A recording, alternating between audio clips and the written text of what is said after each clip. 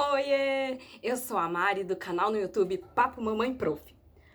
Gente, hoje aqui tá tão frio, tão frio. Eu tô procurando um lugarzinho com sol pra gravar o vídeo, pra lagartear um pouquinho, como a gente diz. E um lugar que dê pra enquadrar a luz do ambiente. Tá difícil a coisa, vamos ver como é que vai sair. No vídeo anterior, caso você não tenha visto, eu vou deixar aqui em cima no cantinho superior o ícone para você clicar e ir mais rápido. Eu falo sobre a questão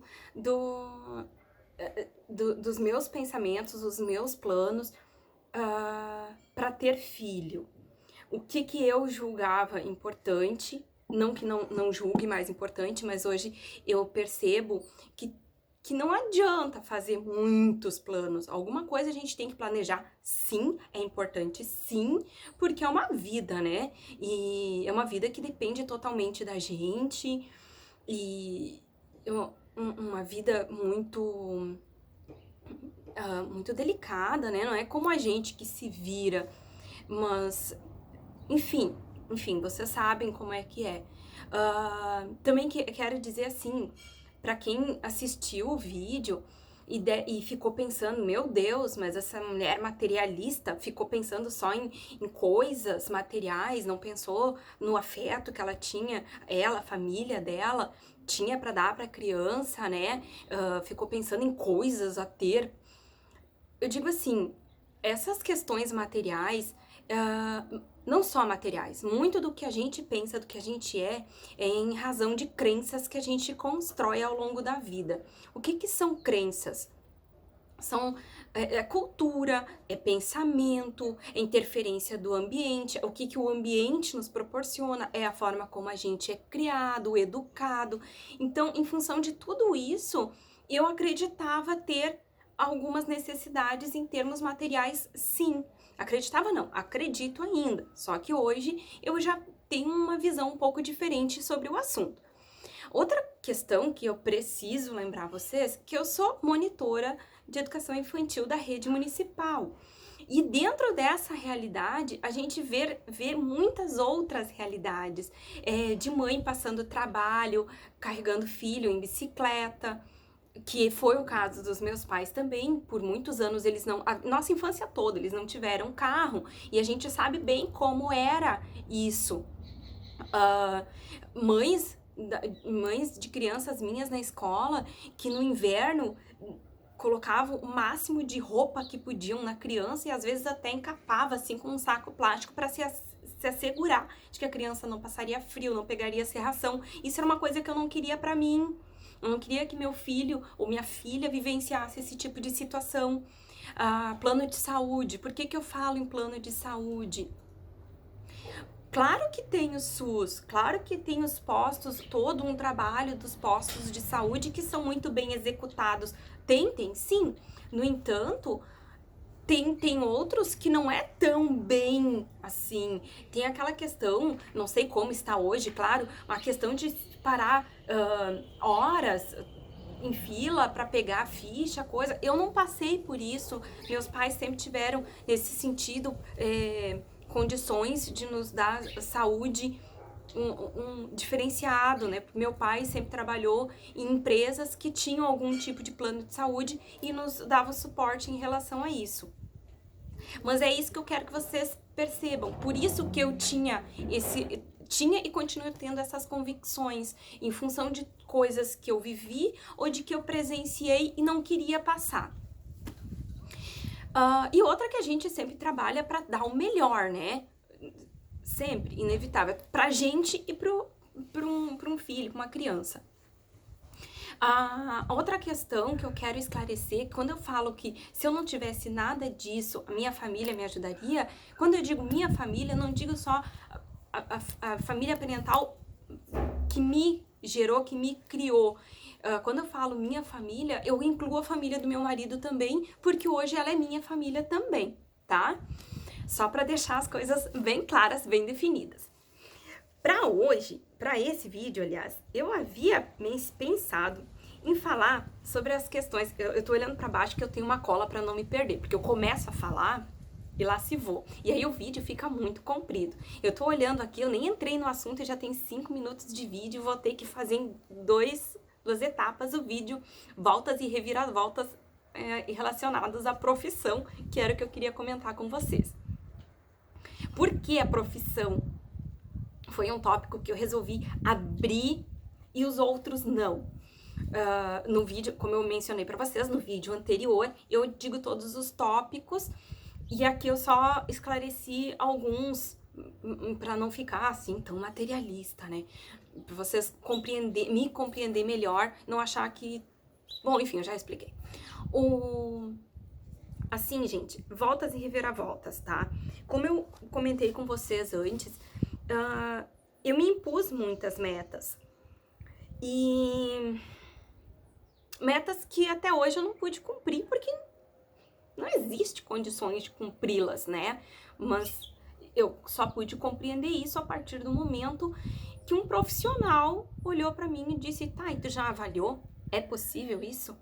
E isso a gente tem que fazer com ou sem a ajuda de um profissional. A gente tem que olhar e pensar: gente, é possível a gente realizar tudo o que a gente projeta? É possível a gente conquistar tudo o que a gente quer preservando uma saúde física, emocional? É possível?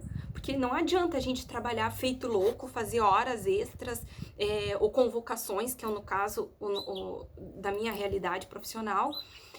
Trabalhar, ter dinheiro, ter as coisas todas e daqui a pouco não vivenciar o melhor, que é o período da infância, o período de crescimento do filho, por exemplo, a família. Eu fiz disso. E é por isso que eu falo da vida profissional. Antes de ter... Só que eu fiz com a clareza de que no momento que eu tivesse um filho, eu não faria mais. Isso foi algo que eu sempre tive muito convicto para mim. Eu sempre trabalhei em 2 lugares. De manhã, num, de tarde no outro, ou o inverso.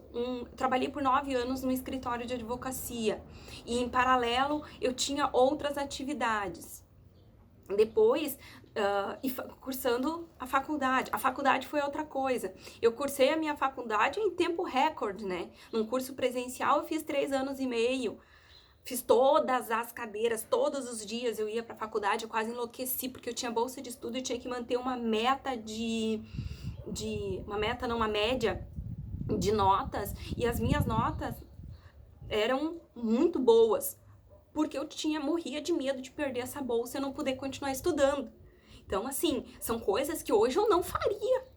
Não faria e não fiz, porque depois eu fiz uma outra graduação e não de jeito nenhum. Já vivi isso, sei como é que é e não farei de novo.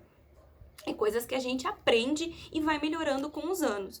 Então, assim, a minha profissão, como eu disse pra vocês, eu sempre trabalhei em 2 empregos diferentes. Teve épocas da minha vida que eu trabalhei, depois eu trabalhei numa grande empresa porque eu desisti da minha pedagogia.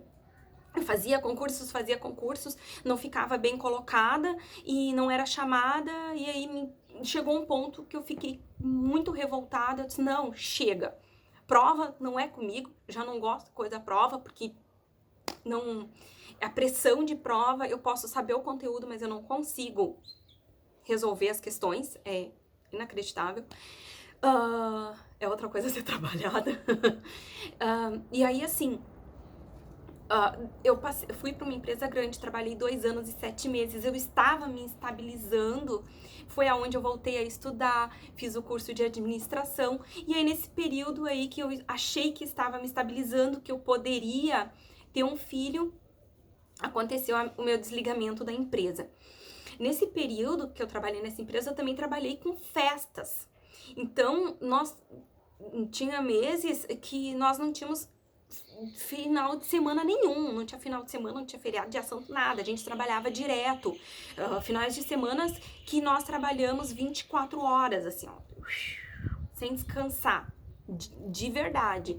Então, foi uns 5 anos, assim, bastante desgastante, foi aonde surgiu a ansiedade, o top da ansiedade, eu tive que tratar, e aí depois... desses 2 anos e 7 meses que nós trabalhamos nessa empresa, meu marido trabalhava na mesma empresa, que eu trabalhei nessa empresa, eu fui desligada, e aí eu fui fazer um estágio, indicada por um colega da faculdade, e aí já veio o concurso este que eu fiz despretensiosamente, eu não estudei pouquíssimo, e aí eu passei. E a coisa começou a entrar no ritmo que eu havia planejado há muitos anos atrás. Curioso, né? Depois que eu havia desistido. É muito louco essa vida da gente. Bom, gente, já tem 10 minutos de vídeo, eu vou fazer realmente o vídeo voltas e reviravoltas em 2 vezes, tá? Então eu encontro vocês no próximo vídeo para explicar melhor essa questão.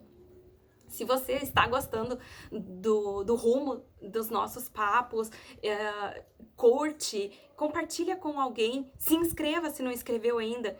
Aqui embaixo tem um botãozinho para se inscrever, e se inscrever é muito importante para o meu canal, para o desenvolvimento do canal, para a gente continuar mantendo esse papo gostoso, certo? Até o próximo vídeo, muito obrigada!